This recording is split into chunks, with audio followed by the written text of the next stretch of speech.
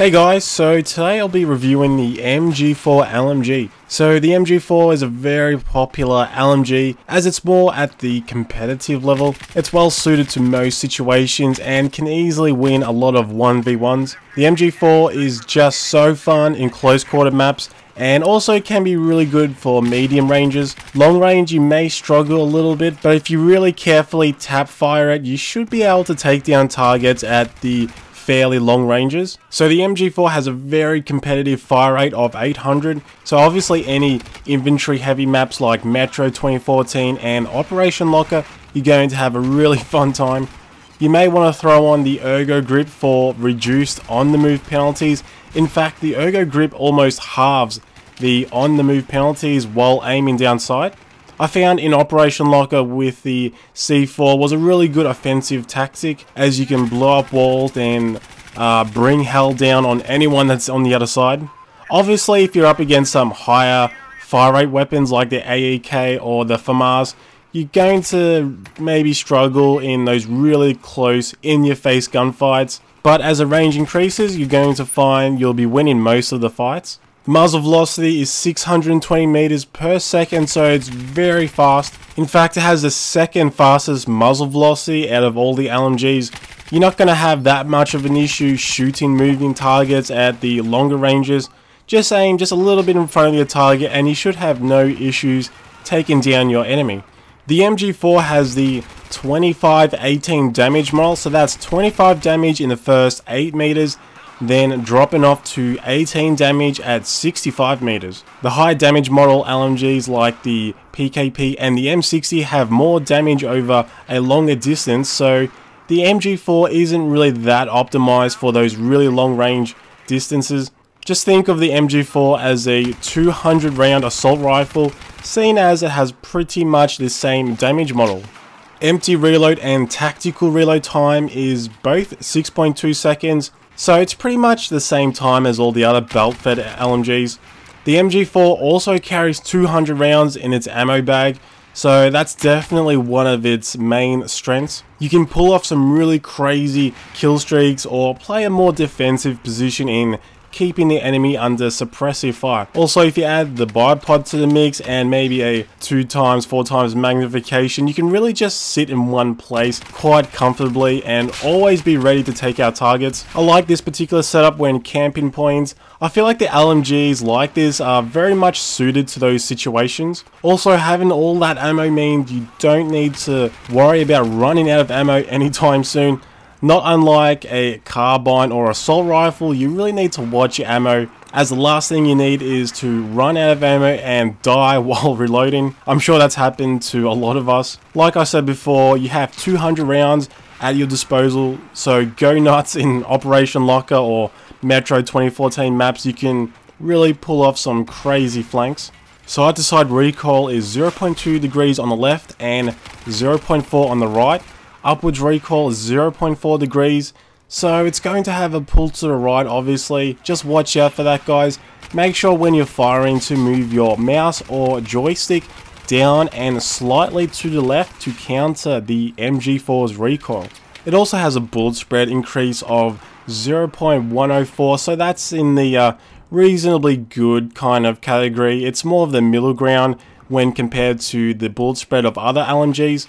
You may be wondering, how is the recoil compared to the M249, which is easily unlockable finishing the campaign? The MG4 and the M249 are pretty much identical.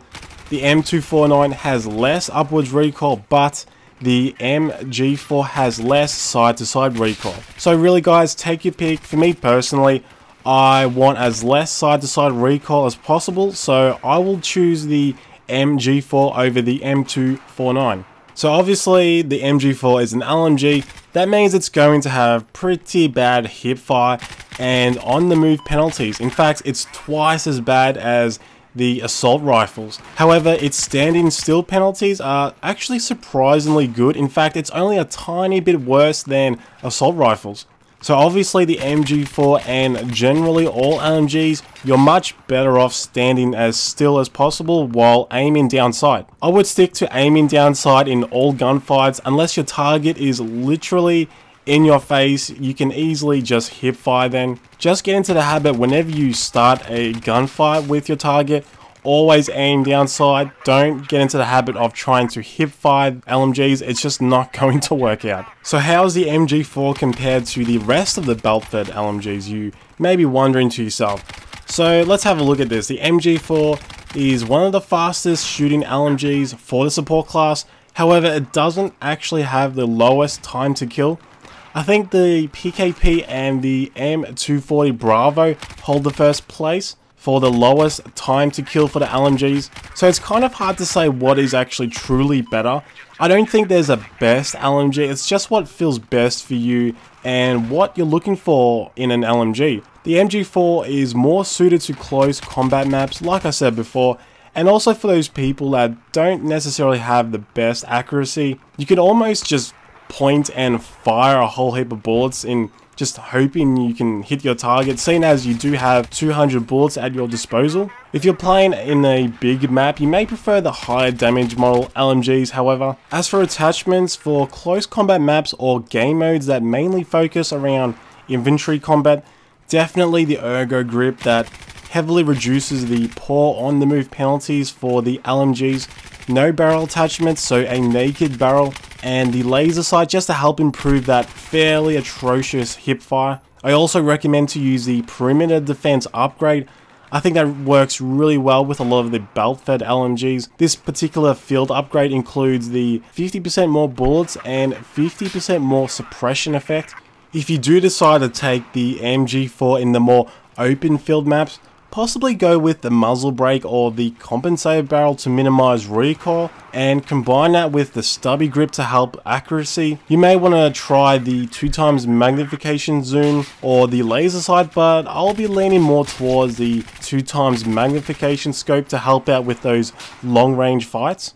Now if you guys watched my last weapon review, I now have a new statistic scoring system to help review weapons and help you guys decide what you think of the particular weapon. This system is broken down into 3 categories, which is versatility, combat effectiveness, and if the weapon has a Xfactor. So versatility is if you can take the MG4 in any game mode or map and be relatively successful. I give the MG4 8 out of 10.